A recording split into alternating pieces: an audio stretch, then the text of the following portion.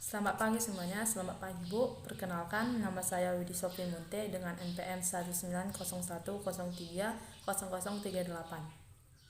Saya Prodi Pendidikan Bahasa Inggris dan saya dari kelompok 9. Di video ini saya akan menjelaskan tentang masalah-masalah belajar dan solusinya. Pertama, pengertian masalah belajar. Banyak ahli mengemukakan pengertian masalah. Ada yang melihat masalah sebagai ketidaksesuaian antara harapan dengan kenyataan. Ada yang melihat sebagai tidak terpenuhinya kebutuhan seseorang. Dan ada pula yang mengartikannya sebagai suatu hal yang tidak mengenakan. Menurut Prayitno 1985 mengemukakan bahwa masalah adalah sesuatu yang tidak disukai adanya, menimbulkan kesulitan bagi diri sendiri dan atau orang lain, ingin atau perlu dihilangkan. Selanjutnya, masalah-masalah belajar. Yang pertama, sikap terhadap belajar. Sikap merupakan kemampuan memberikan penilaian tentang sesuatu yang membawa diri sesuai dengan penilaian. Adanya penilaian tentang sesuatu mengakibatkan terjadinya sikap menerima, menolak, atau mengabaikan. Siswa memperoleh kesempatan belajar, meskipun demikian, siswa dapat menerima, menolak, atau mengabaikan kesempatan belajar. Yang kedua, motivasi belajar. Motivasi belajar merupakan kekuatan mental yang mendorong terjadinya proses belajar.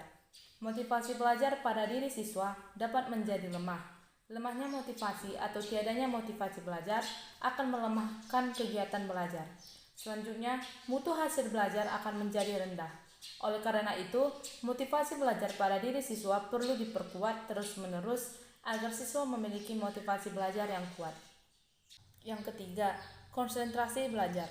Konsentrasi belajar merupakan kemampuan memusatkan perhatian pada pelajaran. Pemusatan perhatian tersebut tertuju pada isi bahan, dasar belajar maupun proses memperolehnya. Yang keempat, mengolah bahan.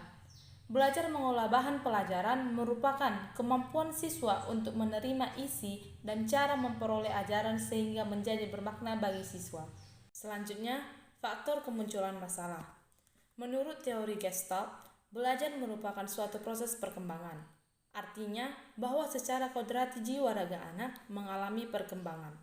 Perkembangan sendiri memerlukan sesuatu baik yang berasal dari siswa sendiri maupun pengaruh dari lingkungannya. Berdasarkan teori ini, hasil belajar siswa dipengaruhi oleh dua hal. Yang pertama, faktor internal. Faktor internal merupakan faktor yang bersumber dari dalam diri peserta didik yang mempengaruhi kemampuan belajarnya.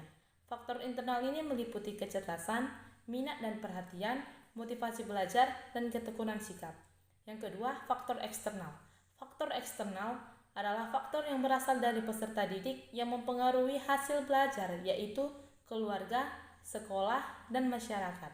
Selanjutnya, solusi masalah belajar. Mengatasi malas belajar siswa agar bersemangat dan tidak malas untuk belajar adalah hal yang harus dilakukan oleh orang tua di rumah maupun guru di sekolah. Terkadang siswa malas untuk belajar karena minat dan motivasi yang kurang dari orang tua maupun guru. Orang tua maupun guru harus mendukung dan memotivasi siswa agar bersemangat dan tidak malas untuk belajar. Ada beberapa solusi yang bisa dilakukan oleh orang tua maupun guru untuk meningkatkan minat belajar siswa adalah sebagai berikut. Yang pertama, menanamkan pengertian yang benar tentang belajar pada siswa sejak dini. Menumbuhkan inisiatif belajar mandiri pada siswa. Menanamkan kesadaran serta tanggung jawab sebagai pelajar pada siswa merupakan hal lain yang bermanfaat jangka panjang. Yang kedua, membangun motivasi atau minat belajar siswa, sehingga siswa bersemangat dalam belajar. Yang ketiga, berikan intensifikasi jika siswa belajar. Intensifikasi yang dapat diberikan ke siswa tidak selalu berupa materi, tapi bisa juga berupa penghargaan dan perhatian. Yang keempat, orang tua sering mengajukan pertanyaan tentang hal-hal yang diajarkan di sekolah pada anak, sehingga orang tua tahu perkembangan anak di sekolah. Yang kelima, mengajarkan kepada siswa pelajaran-pelajaran dengan metode tertentu yang sesuai dengan kemampuan siswa. Yang keenam, menciptakan suasana belajar yang baik dan nyaman. Orang tua memberikan perhatian dengan cara mengarahkan dan mendampingi anak saat belajar. Yang ketujuh, menghibur dan memberikan solusi yang baik dan bijaksana pada anak. Apabila anak sedang sedih atau sedang sakit, Sedang tidak ada motivasi untuk belajar, orang tua harus membangun motivasi anak agar bersemangat dalam belajar.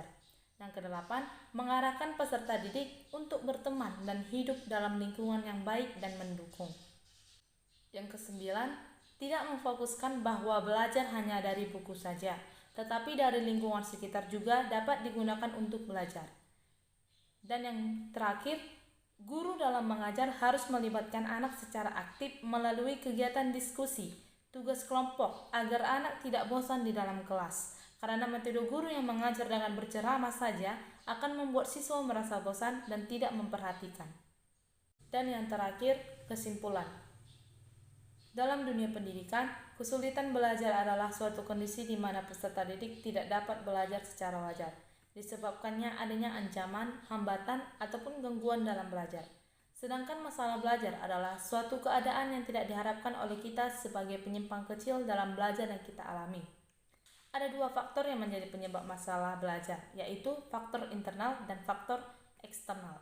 Faktor internal yaitu yang berasal dari dalam diri peserta didik, meliputi kurangnya motivasi dalam belajar, kurangnya minat dalam belajar, inteligensi, bakat, serta kesehatan mental.